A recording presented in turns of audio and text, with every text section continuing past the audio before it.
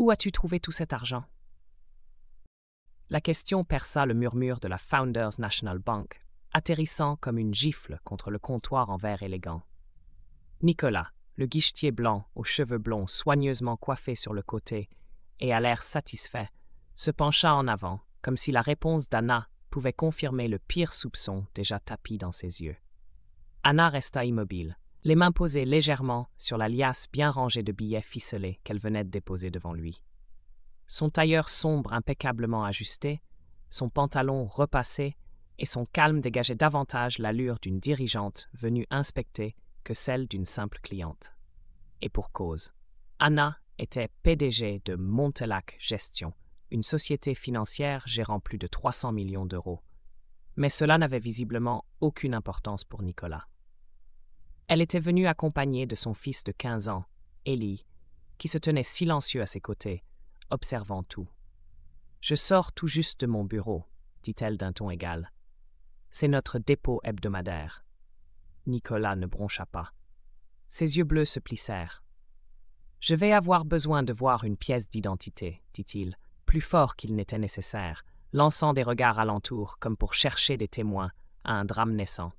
C'est beaucoup d'argent pour quelqu'un comme... » Il ne termina pas sa phrase. Il n'en avait pas besoin. L'implication flottait dans l'air, lourde et désagréable. Anna ouvrit son portefeuille et tendit son permis de conduire sans dire un mot. Élie leva les yeux vers elle, perplexe, mais elle lui adressa un petit sourire rassurant, du genre à dire « Ne t'inquiète pas, on en a vu d'autres. » Nicolas examina le permis, le tourna comme s'il risquait de tomber en poussière. Puis, il leva la tête, la pencha légèrement. « Ça n'a pas l'air authentique. Vous avez une autre pièce d'identité avec photo ?»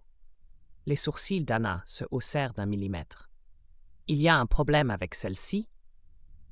Nicolas haussa les épaules, feignant l'indifférence. « C'est juste le protocole, » dit-il, oubliant sciemment que le client précédent, un homme blanc en polo de golf, avait déposé à peu près la même somme sans qu'on lui demande autre chose qu'une signature. On voit tellement de fraude. « Je peux aller chercher mon badge d'entreprise, » dit Anna, la voix toujours d'une douceur de velours. Elle ouvrit son attaché-case et en sortit un badge magnétique marqué Anna Moreau, PDG Montelac Gestion. Nicolas le prit avec un petit haussement de sourcils incrédule. « Montelac Gestion? C'est vous la PDG ?» Anna se contenta d'un signe de tête tranquille. Il éclata d'un rire bref, sec, moqueur. « Vous n'avez pas vraiment l'air d'une PDG. » La tête d'Élie pivota brusquement vers lui. « C'est elle. » Anna posa doucement la main sur le bras de son fils. « Ce n'est rien. » Nicolas reposa le badge. « Vous comprenez, on a beaucoup de tentatives d'usurpation. Je fais juste mon travail. »« Alors faites-le, » répondit Anna d'un ton égal. « Vérifiez le dépôt et passez à la suite. » Mais Nicolas s'adossa dans son fauteuil. « Je vais devoir soumettre ça à un contrôle supplémentaire. Et cet espace est normalement réservé à nos clients VIP. Je suis une cliente VIP.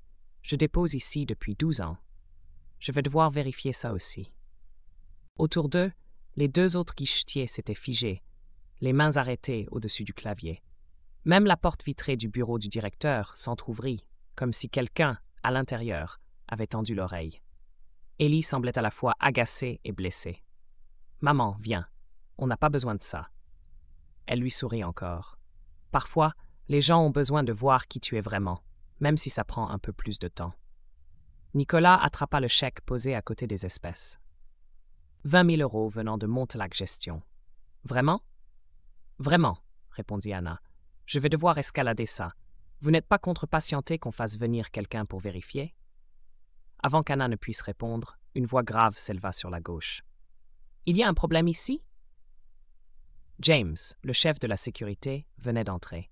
Un homme noir grand et solidement bâti, au regard aussi tranchant qu'un rasoir, balaya la scène. L'argent, le chèque, la posture raide de Nicolas derrière le guichet, et la femme posée de l'autre côté. « Monsieur Broussard, » dit Nicolas précipitamment, « je vérifiais un dépôt suspect. » Anna parla avant qu'il n'aille plus loin. « Je suis Anna Moreau, PDG de Montelac Gestion. Je suis ici avec mon fils pour déposer des fonds sur notre compte professionnel. Ce monsieur m'a demandé plusieurs pièces d'identité, a laissé entendre que je n'avais rien à faire dans l'espace VIP et a qualifié ma transaction de suspecte. James cligna lentement des yeux, puis tourna la tête vers Nicolas. « Vous avez vérifié son identité? Elle m'a donné un permis et un badge, mais enfin, n'importe qui peut imprimer un faux badge, ricana Nicolas. James se concentra sur Anna. « Je peux voir ?» Elle lui remit ses papiers. James les examina, puis sortit son téléphone et entra dans la base de données des clients. En quelques secondes, son profil apparut sur l'écran. Il regarda Nicolas. « Elle est sur la liste platine. Vous auriez dû le voir immédiatement. » Nicolas fit un petit bruit agacé. « Oui bon, on a tellement de fausses identités. Elle est aussi sur le comité des donateurs pour notre programme d'éducation financière, » ajouta James calmement, « et au conseil exécutif de 2 sociétés partenaires. » Ellie s'avança d'un pas. « Donc, vous n'avez pas cru ma mère juste à cause de quoi? » « De son apparence. »« Fiston, » dit Anna avec douceur, mais la question resta en suspension. James inspira. « Nicolas, dans le bureau du directeur. Maintenant. » Nicolas se raidit. « Je faisais juste mon travail. Maintenant. » La porte du bureau s'ouvrit en grand. L'Anglais, costume bleu nuit, en sortit, le visage déjà soucieux. « Tout va bien ici. » James dit simplement. « On a besoin d'un instant. » Les yeux de l'Anglais tombèrent sur Anna et s'agrandirent de surprise. Puis d'alarme. « Madame Moreau, je n'avais aucune idée que vous étiez dans nos locaux. Permettez-moi de gérer ça personnellement. » Nicolas pâlit, puis disparut dans le bureau vitré. Derrière les vitres, Anna et Ellie virent les gestes vifs de l'Anglaise, la stature inébranlable de James et le visage de Nicolas qui passait de l'indignation à la nervosité puis à la peur. 10 minutes plus tard, la porte s'ouvrit. Nicolas sortit, ramassa ses affaires. Tasse, tablette, cadre photo, sans un regard pour eux. Son visage était fermé, figé dans la honte. Il quitta la salle d'un pas mécanique. James revint. « Madame Moreau, Monsieur l'Anglais aimerait vous recevoir dans le salon exécutif. Nous finaliserons votre transaction là-bas. » La main d'Ellie chercha celle de sa mère. Ils suivirent James traversant la banque sous les regards silencieux des employés et des clients. Dans le salon, l'Anglais se leva aussitôt. « Madame Moreau, ce qui s'est passé est inacceptable, à tous les niveaux. » Anna s'assit lentement. « Votre établissement devrait plutôt se demander pourquoi ça s'est passé. Parce que je vous garantis que je ne suis pas la première. Je suis juste la première, avec assez d'influence pour forcer à réagir. » L'Anglais hocha gravement la tête. « Vous avez raison. Nous avons échoué. Nicolas a été renvoyé sur le champ. J'ai lancé une enquête interne complète. »« Bien, » dit Anna. Ellie ajouta. « Vous allez faire en sorte que ça n'arrive plus jamais ?» Le visage de l'Anglais se radoucit enfin. « C'est ma promesse, pas seulement pour votre mère, pour tout le monde. » Anna se leva. « Commencez par la formation, de la vraie. Biais implicite, équité, accueil des clients, à tous les niveaux. Je l'autorise dès aujourd'hui, et un communiqué public d'engagement sera diffusé. Pas un écran de fumée. »« C'est un début, » dit Anna, la voix posée comme une lame parfaitement affûtée. « Je vous observerai. » James lui apporta ses bordereaux complétés. Anna les signa avec précision. Ellie la regardait toujours, fascinée. Quand ils repartirent, tout le monde se redressa sur leur passage. Une jeune guichetière souffla, presque inaudible. « Je suis vraiment désolée, madame. » Anna hocha la tête. « Merci. » Dans le grand hall de marbre, les conversations se turent. Les yeux se posèrent sur eux, non par curiosité, mais par respect. Arrivée à la porte, Ellie souffla. « Tu n'as pas crié, tu n'as pas hurlé. Et tu as quand même gagné. » Anna lissa son épaule. « La force n'est pas toujours bruyante. C'est savoir exactement qui tu es. Si ça avait été moi, j'aurais crié. Parfois, le monde nous apprend ça. Mais garder son calme, c'est le vrai pouvoir. Quand tu tiens ferme sans élever la voix, il t'écoute encore plus fort. » Il pencha la tête. « Est-ce que ça devient plus facile? » Non. Mais toi, tu deviens plus fort. Et tu construis quelque chose qui dure plus longtemps que le bruit. Un héritage. Dehors, le soleil perçait les nuages. Ils s'arrêtèrent. Derrière eux, les portes se refermèrent dans un souffle discret, ponctuant non pas une fin, mais un commencement. Ellie leva les yeux. « Je veux te ressembler plus tard. » Anna posa la main sur son cœur. « Sois mieux. Change ça de l'intérieur pour qu'aucune mère n'ait à vivre ça encore. Je le ferai. » Ils traversèrent. Les voitures semblèrent ralentir pour les laisser passer. Plus loin, une jeune femme sur son portable vit une vidéo devenue virale. Anna dans cette banque, calme et souveraine. Elle appuya sur partager. Le lendemain, Respect Anna inonda les réseaux. Des PDG, des étudiants, même des adolescents comme Ellie racontèrent leurs propres histoires. Anna n'écrivit jamais un mot public. Elle n'en avait pas besoin. Sa sortie de cette banque, tête haute, suffisait. Une semaine plus tard, la banque lança un programme de transparence et d'inclusion. Et lors d'une assemblée de lycée, Ellie, tremblant mais courageux, répéta les mots de sa mère. La vraie force n'est pas bruyante. C'est savoir qui tu es et ne laisser personne te dire le contraire. Un silence solennel enveloppa la salle. Les regards qui, quelques minutes plus tôt, balayaient distraitement leur téléphone ou jetaient des œillades sceptiques, étaient désormais tous tournés vers l'estrade. On aurait pu entendre une aiguille tomber.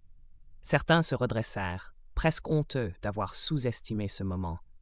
D'autres baissèrent la tête, touchés sans pouvoir vraiment le nommer. Puis, lentement, comme si chacun attendait que l'autre initie le mouvement, les premières mains s'entrechoquèrent. Un applaudissement timide, brisé par l'émotion, puis un autre. Et encore un, jusqu'à devenir un tonnerre vibrant qui sembla ébranler les murs. Des hommes en costume, droits comme des piquets, se levèrent les uns après les autres, suivis par des femmes au regard fier, des jeunes qu'on n'aurait pas cru concernés, des anciens au visage tanné par la vie. Une vague d'admiration collective monta, non pas seulement pour celui qui venait de prononcer ces mots, mais pour tout ce qu'il représentait. La mémoire, le courage tranquille, la dignité sans compromis. Lui resta immobile derrière le pupitre, la tête légèrement inclinée. Pas pour savourer l'ovation, ce n'était pas dans sa nature, mais comme s'il prenait un instant pour laisser descendre la charge, pour la ranger à sa place dans son cœur déjà bien marqué. Ses mains se crispèrent contre le bois poli, un léger tremblement trahissant l'intensité de son ressenti. Puis, quand le vacarme atteignit son apogée, il leva simplement les yeux et offrit un petit sourire fatigué mais sincère. Le genre de sourire qui dit « Je vous vois, je vous remercie, mais ce n'est pas pour moi ». Et dans ce simple geste, il transmit plus de grandeur que 1000 discours. Dans la salle, certains essuyèrent des larmes qu'ils n'avaient pas prévues. D'autres restèrent debout, la main sur le cœur, à respirer plus fort, comme pour ancrer ce moment en eux, pour ne jamais oublier que la vraie force se tient là, discrète et indomptable. Chez eux, dans un salon où la lumière tombait douce à travers de vieux rideaux fleuris, Anna regardait le direct. Les larmes, discrètes mais lumineuses, coulaient sans retenue cette fois. Ses mains, croisées contre sa poitrine, semblaient tenir ensemble son cœur sur le point d'éclater de fierté et de soulagement. Elle savait qu'au-delà des mots, au-delà des hommages officiels, au-delà même des batailles passées, quelque chose d'infiniment précieux venait de se transmettre, et que son fils poursuivait déjà l'œuvre qu'elle avait commencée.